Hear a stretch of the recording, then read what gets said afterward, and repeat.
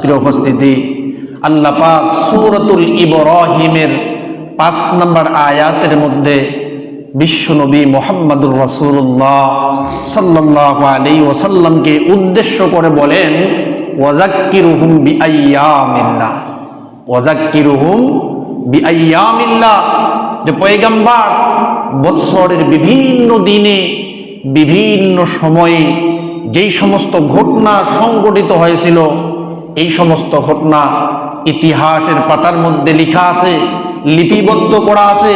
তো সেই সমস্ত ঘটনার মধ্য থেকে উল্লেখযোগ্য ঘটনাগুলি আপনি আপনার উম্মতের কাছে প্রকাশ করুন, আপনি আপনার উম্মতের কাছে তুলে ধরুন, আপনি আপনার উম্মতকে বলুন, যাতে করে সেখান থেকে তারা শিক্ষা গ্রহণ করে, সেখান থেকে তারা উপদেশ গ্রহণ করে, যাতে করে সেখান থেকে তারা শিক্ষা গ্রহণ করতে পারে, সেখান থেকে তারা কিছু নিতে পারে, সেখান থেকে তারা কিছু নিতে পারে। প্রিয় উপস্থিতি, এজন্য বৎসরের বিভিন্ন দিনে বিভিন্ন সময়ে যেই সমস্ত ঘটনা সংঘটিত হয়েছিল, এই সমস্ত ঘটনার মধ্য থেকে উল্লেখযোগ্য ঘটনাগুলো বিশ্বনবী মুহাম্মদুর রাসূলুল্লাহ সাল্লাল্লাহু আলাইহি ওয়াসাল্লাম তার উম্মতের কাছে তুলে ধরেছিলেন, তার উম্মতের কাছে প্রকাশ করেছিলেন, যাতে করে এই সমস্ত ঘটনাকে সামনে এনে মুসলমান এখান থেকে শিক্ষা গ্রহণ করে, এখান থেকে উপদেশ নিয়ে মুসলমান তাদের জিন্দগিকে, তাদের জীবনকে পরিচালিত করতে পারে। প্রিয় উপস্থিতি, তো সেই সমস্ত উল্লেখযোগ্য ঘটনাগুলোর মধ্যে থেকে অন্যতম উল্লেখযোগ্য একটি ঘটনা হইল মেরাজের ঘটনা। উল্লেখযোগ্য একটি ঘটনা হইল কি? মেরাজের কি ঘটনা। প্রিয় উপস্থিতি, মেরাজের যে ঘটনা সংঘটিত হয়েছিল, এই ঘটনা ছিল সত্য, এখানে কোনো প্রকার সন্দেহ নেই, সন্দেহের অবকাশও নেই। মেরাজের যে ঘটনা সংঘটিত হয়েছিল, এ ঘটনা কি সত্য, এর মধ্যে কোনো ধরনের সন্দেহ নেই এবং সন্দেহের অবকাশ নেই। তবে মেরাজের যে ঘটনা সংঘটিত হয়েছিল, এই ঘটনার অংশ বিশেষ হইল দুইটা। এই ঘটনার অংশ বিশেষ হইল কয়টা? দুইটা। একটা অংশকে বলা হয় ইসরা, আর একটা অংশকে বলা হয় মেরাজ। ইসরা প্রথম অংশকে বলা হয়, আর মেরাজ দ্বিতীয় অংশকে বলা হয়। তো ইসরা প্রথম অংশটা কোরআনের মধ্যে আছে, হাদিসের মধ্যে নাই।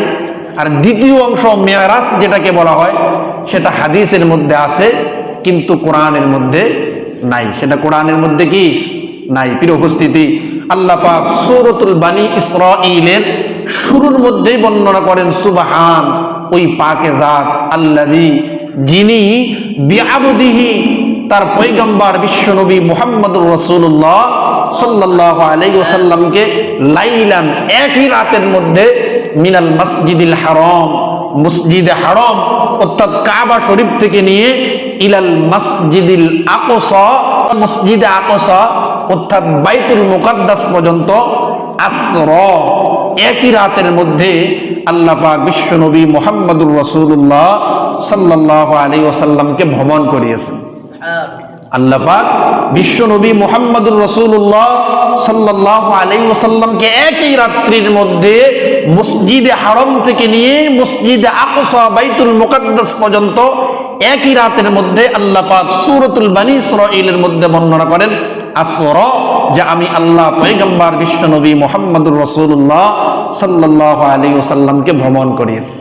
প্রিয় উপস্থিতি, তো মেরাজের যে ঘটনা সংঘটিত হয়েছিল, এই ঘটনা কি সত্য, এর মধ্যে কোনো প্রকার সন্দেহ নেই, সন্দেহের অবকাশ কি নাই। তবে মেরাজের ঘটনা যে সংঘটিত হয়েছিল, এর অংশ বিশেষ হইল দুইটা। প্রথম অংশকে ইসরা বলা হয়, দ্বিতীয় অংশকে মেরাজ বলা হয়। প্রথম অংশ কোরআন দ্বারা প্রমাণিত, হাদিস দ্বারা নয়, আর দ্বিতীয় অংশ হাদিস দ্বারা প্রমাণিত, কোরআন দ্বারা কি নয়। প্রিয় উপস্থিতি, তো মেরাজের যে ঘটনা সংঘটিত হয়েছিল, এই ঘটনা সংক্ষেপে কয়েকটা কথা বলে সামনের আলোচনার মধ্যে যাবো ইনশাআল্লাহ। বিশ্বনবী মুহাম্মদুর রাসূলুল্লাহ মেরাজের ঘটনা কি? বিশ্বনবী মুহাম্মদুর রাসূলুল্লাহ সাল্লাল্লাহু আলাইহি ওয়াসাল্লাম তেনার চাচাতো বোন উম্মে হানি রাদিয়াল্লাহু তাআলা আনহার ঘরে এশার নামাজের পরে শুয়ে আছেন। এমন অবস্থায় জিবরিল আলাইহিস সালাতু ওয়াস সালাম এবং মিকাইল আলাইহিস সালাতু ওয়াস সালাম সেই ঘরের ছাদকে ভেদ করে বিশ্বনবী মুহাম্মদুর রাসূলুল্লাহ সাল্লাল্লাহু আলাইহি ওয়াসাল্লামের কাছে উপস্থিত হলেন। উপস্থিত হওয়ার পরে বিশ্বনবী মুহাম্মদুর রাসূলুল্লাহ সাল্লাল্লাহু আলাইহি ওয়াসাল্লামকে সেখান থেকে মসজিদে হারাম অর্থাৎ কাবা শরীফের মধ্যে নিয়ে গেলেন। মসজিদে হারাম কাবা শরীফের মধ্যে কি নিয়ে গেলেন। নিয়ে যাওয়ার পরে বিশ্বনবী মুহাম্মদুর রাসূলুল্লাহ সাল্লাল্লাহু আলাইহি ওয়াসাল্লামের সিনা মোবারককে চাক করা হইল এবং সিনা মোবারককে জমজমের পানি দ্বারা পরিষ্কার করা হইল। এরপরে বিশ্বনবী মুহাম্মদুর রাসূলুল্লাহ সাল্লাল্লাহু আলাইহি ওয়াসাল্লামকে বুরাক নামক একটি প্রাণী, যেই প্রাণীটি সেকেন্ডে কিতাবের মধ্যে আসছে 1,68,000 মাইল দূরে যায়। 1,68,000 মাইল দূরে বোরাক নামক একটি প্রাণী, যেই প্রাণীটি 1 সেকেন্ডের মধ্যে 1,68,000 মাইল দূরে যায়, এমন একটি প্রাণীর মধ্যে বিশ্বনবী মুহাম্মদুর রাসূলুল্লাহ সাল্লাল্লাহু আলাইহি ওয়াসাল্লামকে আরোহণ করে জিবরিল এবং মিকাইল আলাইহিস সালাতু ওয়াস সালাম মসজিদে হারাম থেকে নিয়ে মসজিদে আকসা অর্থাৎ বাইতুল মুকাদ্দাসের দিকে রওনা হয়ে গেলেন। ইতিপূর্বে বিশ্বনবী মুহাম্মদুর রাসূলুল্লাহ সাল্লাল্লাহু আলাইহি ওয়াসাল্লামের আগমনকে কেন্দ্র করে বাইতুল মুকাদ্দাসের মধ্যে সমস্ত নবী এবং রাসূল সাল্লাল্লাহু আলাইহি নবী মুহাম্মদুর রাসূলুল্লাহ সাল্লাল্লাহু আলাইহি ওয়াসাল্লামের জন্য ওয়েটিং এ থাকলেন, অপেক্ষায় থাকলেন। এরপরে বিশ্বনবী মুহাম্মদুর রাসূলুল্লাহ সাল্লাল্লাহু আলাইহি ওয়াসাল্লাম জিবরিল এবং মিকাইল আলাইহিস সালাতু ওয়াস সালাম সহ মসজিদে হারাম থেকে মসজিদে আকসা বাইতুল মুকাদ্দাসের মধ্যে পৌঁছলেন। পৌঁছার পরে সেখানে 2 রাকাত নামাজ আদায় করলেন। 2 রাকাত নামাজ আদায় করার পরে এরপরে বিশ্বনবী মুহাম্মদুর রাসূলুল্লাহ সাল্লাল্লাহু আলাইহি ওয়াসাল্লামকে রফ নামক একটি চলন্ত সিঁড়ি, এই সিঁড়ির মধ্যে উত্তোলন করলেন। উত্তোলন করার পরে জিবরিল এবং মিকাইল আলাইহিস সালাতু ওয়াস সালাম সাথে বিশ্বনবী মুহাম্মদুর রাসূলুল্লাহ সাল্লাল্লাহু আলাইহি ওয়াসাল্লাম সেখান থেকে প্রথম আসমানের মধ্যে চলে গেলেন। সুবহানাল্লাহ। এরপরে দ্বিতীয় আসমানের মধ্যে গেলেন, এরপরে তৃতীয় আসমানের মধ্যে গেলেন, এরপরে চতুর্থ আসমানের মধ্যে গেলেন। এরকম ভাবে পর্যায়ক্রমে সপ্তম আসমান পর্যন্ত কি বিশ্বনবী মুহাম্মদুর রাসূলুল্লাহ সাল্লাল্লাহু আলাইহি ওয়াসাল্লাম জিবরিল এবং মিকাইল আলাইহিস সালাতু ওয়াস সালামকে সঙ্গে নিয়ে গেলেন। এবং প্রথম আসমানের মধ্যে হযরত আদম আলাইহিস সালাতু ওয়াস সালামের সাক্ষাৎ হলো। আদম আলাইহিস সালাতু ওয়াস সালামের সালাম বিনিময় হইল, কথা হইল। এরপরে দ্বিতীয় আসমানের মধ্যে হযরত ঈসা আলাইহিস সালাতু ওয়াস সালামের সাক্ষাৎ হইল। তৃতীয় আসমানের মধ্যে হযরত ইউসুফ আলাইহিস সালাতু ওয়াস সালামের সাথে সাক্ষাৎ হইল। চতুর্থ আসমানের মধ্যে হযরত ইদ্রিস আলাইহিস সালাতু ওয়াস সালামের সাক্ষাৎ হইল। পঞ্চম আসমানের মধ্যে হযরত হারুন আলাইহিস সালাতু ওয়াস সালামের সাক্ষাৎ হইল। ষষ্ঠ আসমানের মধ্যে হযরত মুসা আলাইহিস সালাতু ওয়াস সালামের সাথে সাক্ষাৎ হইল। এবং সপ্তম আসমানের মধ্যে হযরত ইব্রাহিম আলাইহিস সালাতু ওয়াস সালামের সাথে বিশ্বনবী মুহাম্মদুর রাসূলুল্লাহ সাল্লাল্লাহু আলাইহি ওয়াসাল্লামের দেখা হলো, সাক্ষাৎ হইল, সালাম বিনিময় হইল এবং কথা হইল। এবং কি হইল? কথা হইল। এরপরে কি করলেন? একই রাতের মধ্যে এরপরে সপ্তম আসমানকে অতিক্রম করার পরে সামনে ছিল বাইতুল মামুর নামক এক মসজিদ, যেই বাইতুল মামুর নামক মসজিদের মধ্যে প্রতিদিন 70,000 ফেরেশতা স্বয়ং তারা নিজেরাই তাওয়াফ করে। সুবহানাল্লাহ। 70,000 ফেরেশতা বাইতুল মামুরের মধ্যে কি করে? তাওয়াফ করে। সেখানে বিশ্বনবী মুহাম্মদুর রাসূলুল্লাহ সাল্লাল্লাহু আলাইহি ওয়াসাল্লাম গেলেন। এরপরে সর্বশেষ সিদরাতুল মুনতাহা নামক একটি স্থান আছে। সিদরাতুল মুনতাহা পর্যন্ত জিবরিল আলাইহিস সালাতু ওয়াস সালাম এবং মিকাইল আলাইহিস সালাতু ওয়াস সালামকে সঙ্গে নিয়ে বিশ্বনবী মুহাম্মদুর রাসূলুল্লাহ সাল্লাল্লাহু আলাইহি ওয়াসাল্লাম গেলেন। সিদরাতুল মুনতাহা মানে কি? সিদরা শব্দের অর্থ হচ্ছে বড়ই গাছ। কিসের গাছ?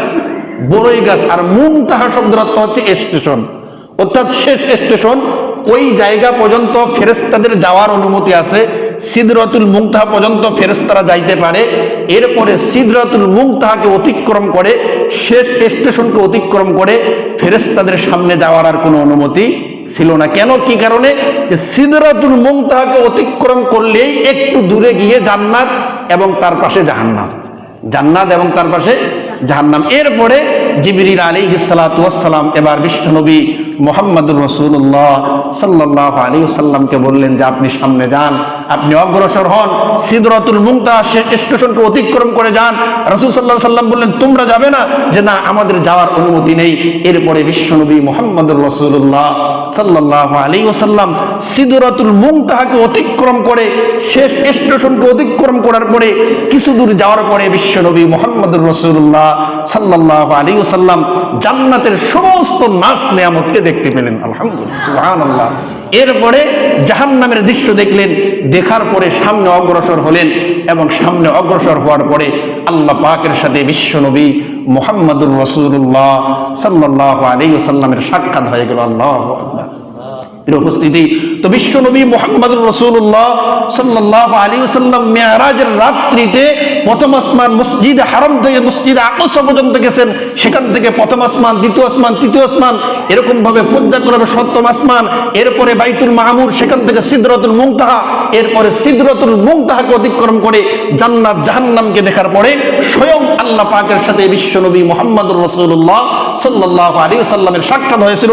হাদিসের মধ্যে আসছে রাসূল সাল্লাল্লাহু আলাইহি ওয়াসাল্লাম বলেন, রাআইতু রাব্বি আযজা ওয়া জাল, সেই মেরাজের রাত্রিতে আমি পয়গম্বর বিশ্বনবী মুহাম্মদুর রাসূলুল্লাহ সাল্লাল্লাহু আলাইহি ওয়াসাল্লাম আমার সৃষ্টিকর্তার সাথে সাক্ষাৎ হওয়ার সুযোগ হয়েছিল। আমি মেরাজের রাত্রিতে আমার সৃষ্টিকর্তা মহান আল্লাহ পাককে দেখতে পেয়েছি।